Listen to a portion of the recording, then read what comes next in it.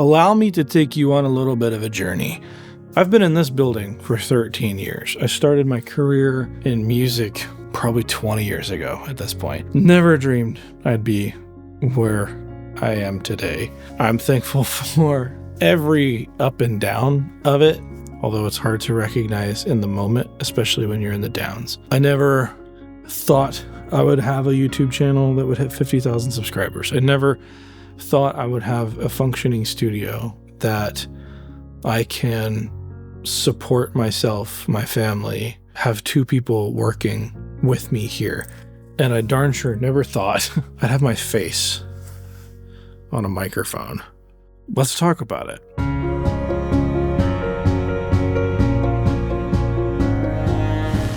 You're gonna try to do music, so let's check it out. Check it out.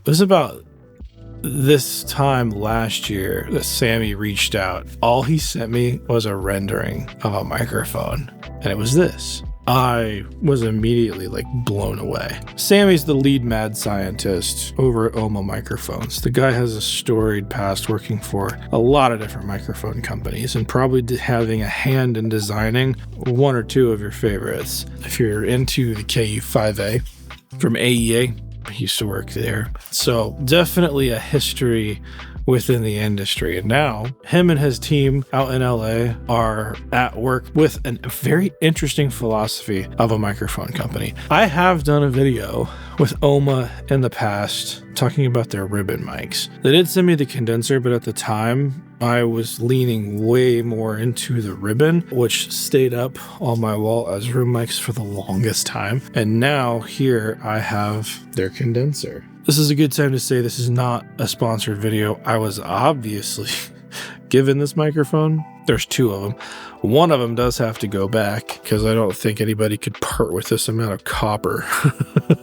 I was given the microphone, and it's something I'm going to treasure for a long time. The whole thing with Ohma is that you can change out the screens. This one will never be changed out because this is actually like patinaed metal. But if you pull the faceplate off, you can see the capsule here. I can tell you this thing is not a clone of anything. Sammy and his team build all the capsules in-house in their little place in LA. We saw it go down, and the methods behind what they're using, the kind of bootstrapping going on is so freaking cool to see. The way that they're tuning every individual capsule, it is super interesting to see like the drive of a team that small doing crap this cool. When you walk in there, it feels like a spot where there's no bad ideas. It's just like, let's do the craziest thing we could think of and let's freaking do it and let's go hard. I don't know if this is brass or copper, but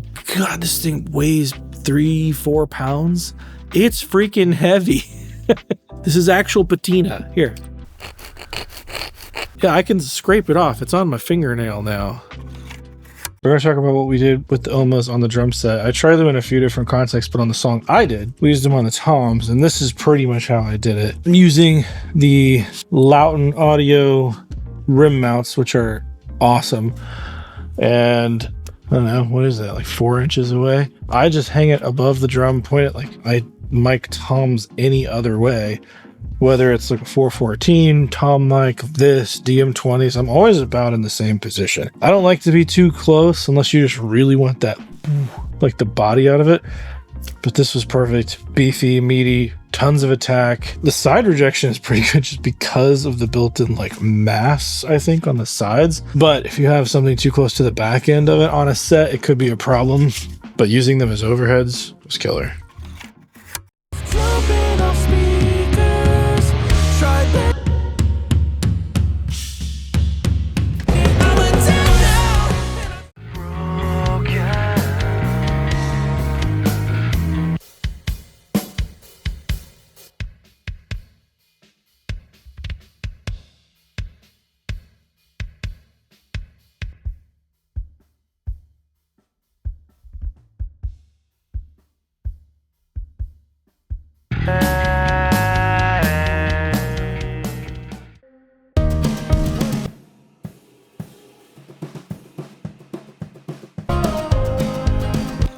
I know this is just CNC, you know, but seeing your face on a microphone, I didn't expect it to kind of take me some places emotionally.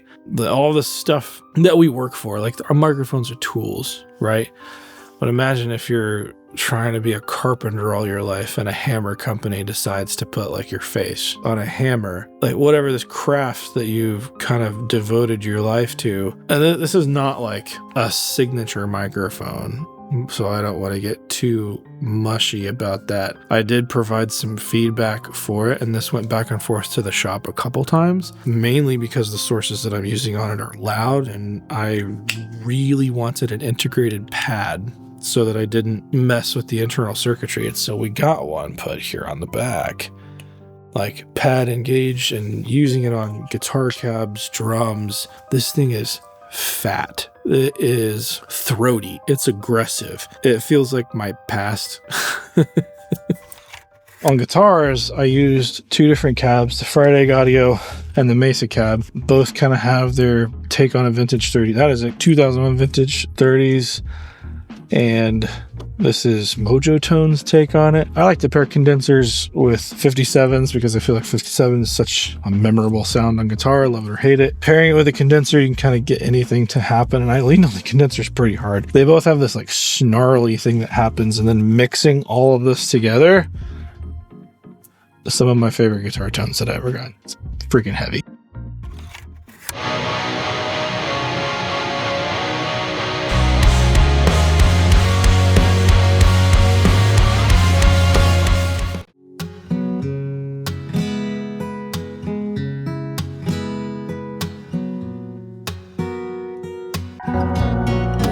Cowboy crying.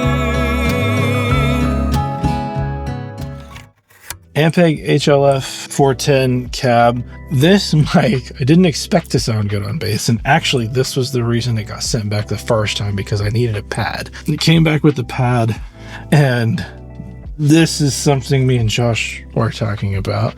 This is not right every time, but for the style of music and the song I did with this, it has this awesome freaking snarl in the bass that I really didn't have to do much with. I just mic the cab and it's done. How I typically mic a cab, this is no different than normal. I'm about as far away from the cone as the cone is wide. I'm basically shooting for the center. And then from there, I'll move to the side if I need to, but this I liked right here.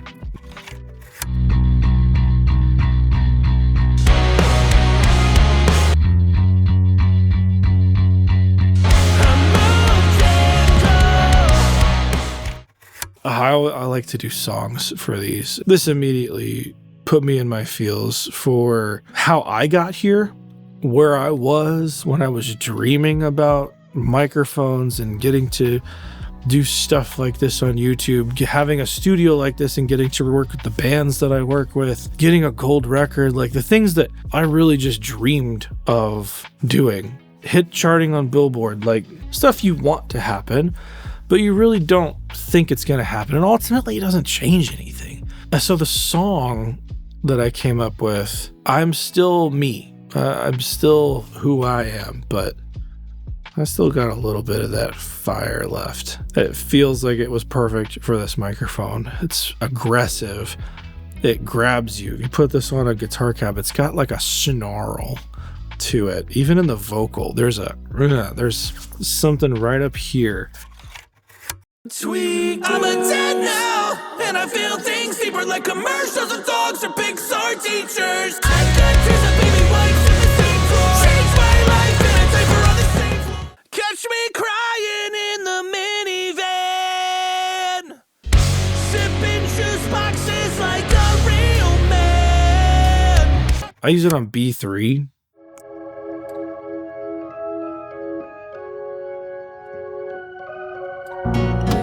Cowboy crying.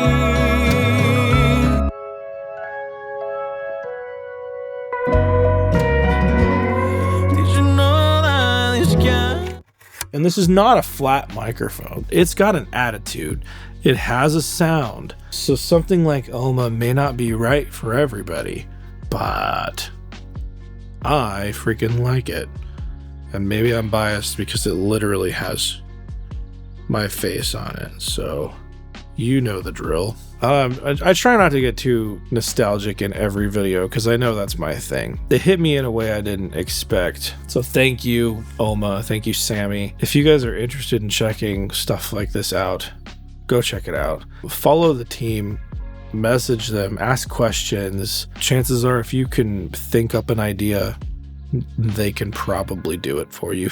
I have both their ribbon and the condensers. They're both great. The ribbons I've used since I got them 2 or 3 years ago on every single session. The condenser has been a mainstay on guitar cabs for me, especially when it gets more aggressive. Anything that you want to vibe, this is a freaking vibe. Thank you, Ohma. Thank you, Sammy, for sending me down memory lane on that one. Never thought I'd have my face on a microphone, but that was a pleasure. If you guys stuck around for the whole thing and you want to see something else from Ohma, go check out this video where I talk about their ribbon mics. See you the next one.